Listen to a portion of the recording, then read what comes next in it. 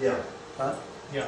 Yeah, when they put in sense deprivation situations, I mean, within hours they start to hallucinate.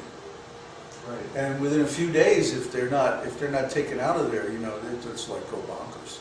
So, I mean, in the field of sense gratification, would you go to Disneyland? No, Oh, you wouldn't? no, waste of time. I wouldn't bother to. I mean, what does it cost? About $50 to $60 or something now? Yeah. Yeah, I mean, it's a waste of $50 to $60 to get a ticket to go into Disneyland, and then if you want to go on the rides, you have to pay more. No, the rides are And included. they're included, but What if you take a little kid? well, because what good am I going to get out of that? What good are they going to get out of it? They go to this complete. It's a Maya. It's an illusion within an illusion. Right. To go to Disneyland, you know, the whole thing is a fantasy. But Right. virtual reality in the spiritual realm is a virtual reality. But it's in relation with Krishna. That's the difference. See, Krishna is the central point, where God, the personality of Godhead, is the central point. Whatever fantasies are in Walt Disney's mind is not the central point in the universe. It's like the Matrix. It's like an illusion within the illusion. Right. Right? So why would I want to spend my time and money doing that when I could be chanting, I could be reading, I could be talking with other people about spiritual life, I could be, you know, doing so many things. So the key to this whole thing is keeping Krishna as the centerpiece. Exactly. That's what Krishna consciousness means. Okay. Mhm. And everything is seen and evaluated in relation to Krishna and his priorities. So if I'm having sex with my wife, I should be thinking about Krishna? No, I don't know. I mean, or do you what, just abstain? Why not just have sex with Krishna? He's blue. I don't... He's blue. I haven't even met the guy, you know? That's real Tantra. You know, people make a big noise about Tantra this and Tantra that. They don't know beans about Tantra. Tantra, real Tantra or sexual yoga means having sex with God. In love with God. Spiritual love. Spiritual love. Not physical love. Right. Spiritual love means love of God. Yeah. But that's real sex life. Man, you ain't had sex until you had sex with God. Whew. Guys are going crazy, huh? Look at that. Rascals. They go right for the jugular, don't they? Well, they've been around. You see, most of these students have been with me for quite some time now, 6 months to a year or even more. Yeah.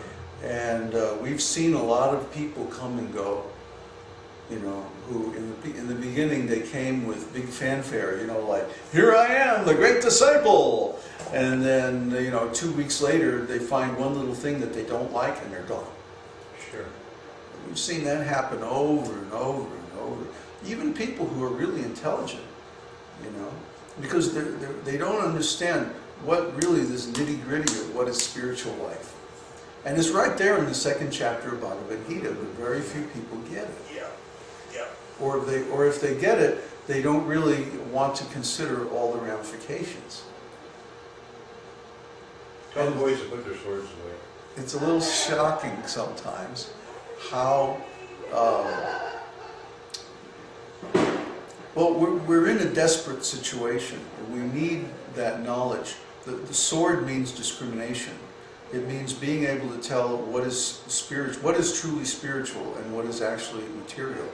It means being able to see how we're fooling ourselves, how we're in denial, how we lie to ourselves, and we try to convince ourselves that we're really, oh yes, we're really quite spiritual, when actually we're just at a very, very neophyte, very, very beginner, almost preliminary stage of spiritual life. But 6 months to a year, that's still pretty, you know, brand new, where like you may read something and you may say to yourself, okay, intoxicants, illicit sex life, that's all not good and I'm not going to do it. Mm-hmm. And you may restrain yourself physically from doing it, and you may show everybody feeling that you're restraining yourself physically, but then maybe in your mind there's like a tug of war where Oh, yeah. Yeah, let's see you do it for 30 years. that's Do it for 30 years, and then we'll see who's really sincere, who's really dedicated. so it takes a while once you find out about it to be able to ingrain it into your mind rather than just physically stop doing it so other people don't see that. Well, it's actually impossible. You can pretend to follow the principles from an external point of view. But what Prabhupada used to use the example of, you can take a dog and dress him up as a king and sit him on the throne. But as soon as somebody throws a bone, he's going to be after it. Right? So you can take somebody and dress him up in nice robes and sit him on a nice seat and put flowers all around, and he looks very nice, right? But then as soon as a pretty woman walks by, it's like, boing, So you can really tell who's serious by how deeply or how effortlessly they follow the principles. Like I said, if someone really understands spiritual existence, they lose their taste for material enjoyment automatically. Doesn't require an effort of will. It's just like if you, I don't know what your particular interest in life is, but it's like if you see something that is exactly like up your alley and is your thing, like your mind is automatically drawn to that. You don't have to like focus your attention. The mind is automatically drawn to the object of interest. So our real interest or our real object of attention is pleasure. Everybody wants pleasure. So people think, oh, this material world is very nice because you can get a little bit of pleasure, a little bit of temporary enjoyment from the material senses. But this is not only is it false, it's really dangerous. Because in becoming all enamored of the material senses, we forget our spiritual identity, and we forget that we can actually experience spiritual pleasure, which is far, far more attractive than this material pleasure. So once we taste a little spiritual pleasure, the mind becomes drawn to spiritual pleasure rather than to the material pleasure because of its insignificance. Why would I want to have material pleasure which is temporary and means that I have to forget the spiritual pleasure, when I can have the spiritual pleasure without any effort or without any cost, and it's permanent, unconditional, and eternal? Why would I want to trade my $1 million in the bank for a $10 bill laying in the gutter? I'm not going to do that. My mind is on my $1 million in the bank. I don't even see that $10 lying in the gutter. Somebody else will think, oh, hey, man, $10, right? But I'm like, hey, man, I got 10,000 shares of Google, man. Screw that. You got to go, Ben? Yeah, I hate to interrupt, but we do have to leave.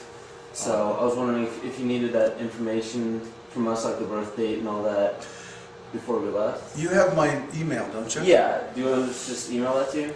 Yeah, email it to me, Okay. and then when I get back to Mexico, we'll get together online by the WebEx, Okay. and then we'll sit down and take our time and just. This is from Melissa. I it's so nice. Oh, you're very kind. Absolutely. Thank It you was so much. very, very nice meeting you. Likewise. And we'll Thanks be in for touch. coming. Please stay in touch. Absolutely. Yeah. Thank It was you nice very being on much. you guys. You're right. Good trip home. See you later. Yeah. Nice meeting everybody. You too. You gotta drive. At least I'm flying. Yeah, ours is probably more fun. Yeah. We'll see you guys later. I've taken the scenic route before. I know where that stops. So we find that when people study this knowledge, at first they think they know what it means, and then when they find out what it really means, it's usually a shock.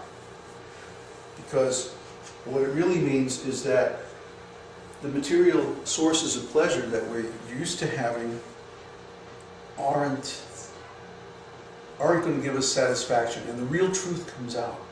And it's always like freak out time. And that's why they call me the freak out Acharya. But you know, I can completely understand what you're saying as being the truth. Uh-huh. I can grasp that truth, that you know that there is no love in this material world. That I can understand because it's objects bouncing off of other objects. That's what the objectified world is. Yeah. It's objects rubbing against molecules rubbing against molecules, and it's not transcendental. It's not a transcendental thing. It's not a fine, ethereal, spiritual aspect. And it's just a being in the material world so long. It's so hard to just switch. You know, That's the fact. it's a difficult thing. It takes some time. Like when I joined the temple,